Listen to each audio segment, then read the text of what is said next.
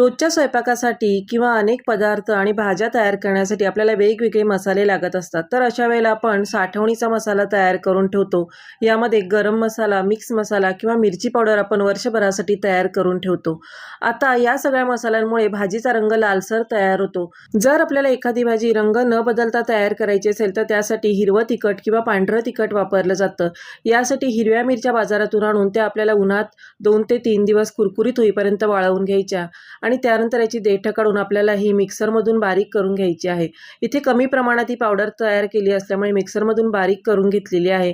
जर जास्त प्रमाणात मसाला तयार करायचा असेल तर तो गिरणीतून दळून आणावा, म्हणजे ठसका लागत नाही आणि मसाला तयार करत असताना त्रास देखील होत नाही. अशा प्रकारे आज आपण हिरवं तिखट कसं तयार करायचं ते पाहिलेलं आहे. आता गरम मसाला, मिक्स मसाला, साठवणीचा मसाला कसा तयार करायचा याबद्दलचा सगळा सविस्तर व्हिडिओ आपल्या चॅनलवर अपलोड झालेला आहे. तो जाऊन तुम्ही पाहू शकता.